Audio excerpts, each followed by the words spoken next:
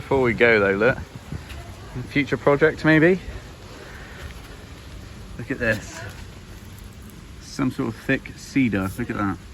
£40. 40 quid for this huge cedar in the sales section. You can get a little oak tree with it as well, look. What do you reckon?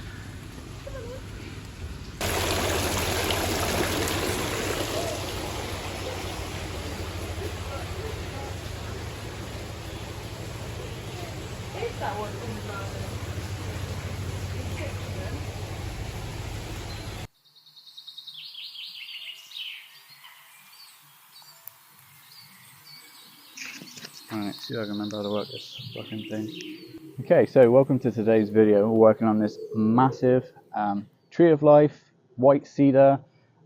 It's got many different names, but it's also known as a thuya. It's in the cypress family. I got this at a local garden centre. It was in the reduced section. Was close to £100, then they put it down to like £40, and then they put it down, and I was like, right, clearly no one wants it. It's been here for ages. That's what I said to the person, and they let me have it for 20 quid. So today's mission is some light root work just on the sort of surface level, see what kind of roots we can uncover, but then that's going to be it. And then we're going to be doing some basic branch selection, thinning out, and we might even look at some deadwood, but we'll see. Let's have a 360 of the tree, shall we?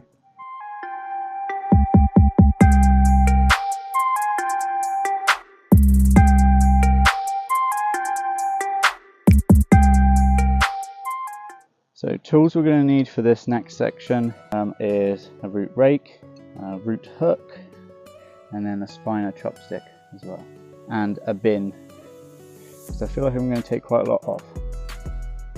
But first I think I need to go get a chair because I'm going to be here a while.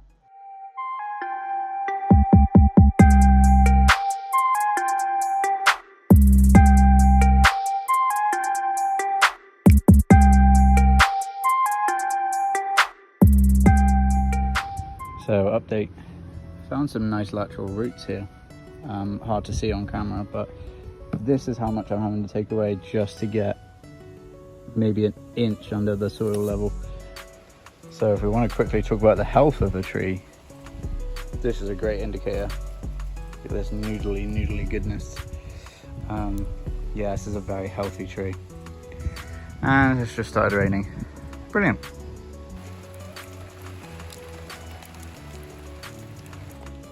Alright, no microphone for this one. Still out there working in the rain, of course. Right, that is today's session done. I'll tell you what, it just doesn't look as impressive on camera, but I found a nice root flare here. Got some stuff going on here. As we turn her around, we've got not much going on at the back, which is a shame, because this is what I thought might have been the front in here, but actually root-wise, there's not really much to go with. So, we might have a change. Call that a day for this first session. You guys are so lucky you get it all in one freaking video, man. But yeah, on to the next update. Right, so we're back on the huge eastern white cedar. You know that already because you're watching the bloody video, but for me it's been this long. I've just got them up into the garage because sat outside, it wasn't getting, nothing was going to get done to it. So we've just done the initial root sort of work that you've already seen. Now that's what we're working with instead. Let me flip this around. This I think is the best front. This is the only real front that the tree is giving us. As we turn this mammoth thing around, this is what I was originally thinking, but it's quite boring and weird. So yeah, and no roots, nothing to work with. So we're actually going to flip it 180, and about that angle gives us the straight-ish trunk. And yeah, I'm just going to do some real basic initial pruning of some of these gargantuan branches.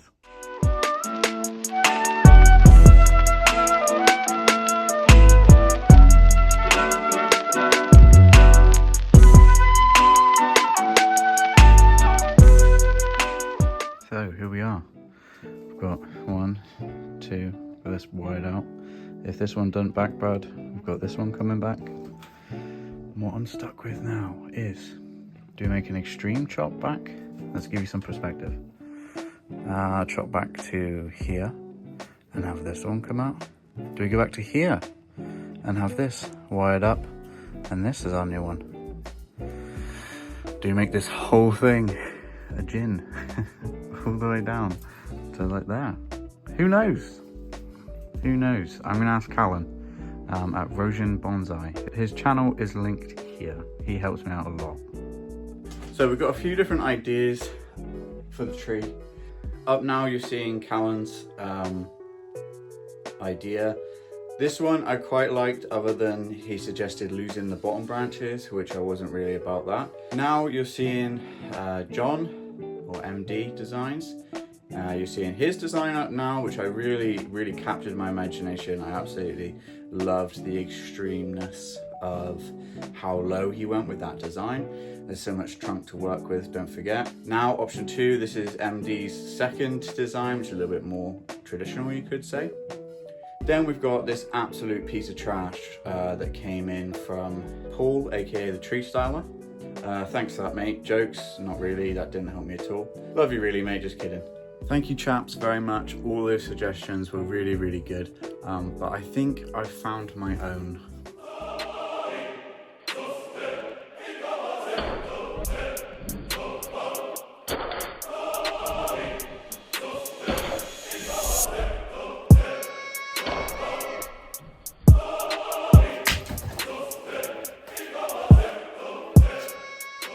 Okay, so I feel a bit better about my life choices now. Well, that's one way to do it, I suppose. If you enjoy the videos and you'd like to support the channel, please consider following the links in the description. Here you'll find links to the Amazon wishlist. This is the best way to help the channel. Alternatively, you can buy these t-shirts. Please email or DM me to find out how you can get those. Lastly, the easiest way to help support the channel is drop a like on this video and please press the subscribe button. That would mean the world to me. Thank you so much. I mean, you can't say that that's unnatural.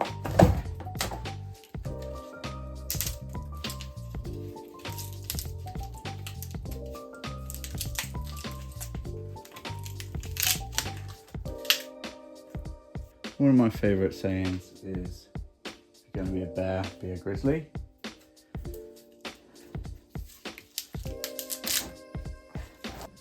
More interesting tree. Right, so that was a bit of a mad session, but I think we have a more interesting tree to look at now. So we've got our front. We're going to build our new branches off of these one day. More natural deadwood gin feature. And then as we rotate the tree, now we have a lovely shari that spans pretty much the whole tree. Probably went a bit heavy, don't really care.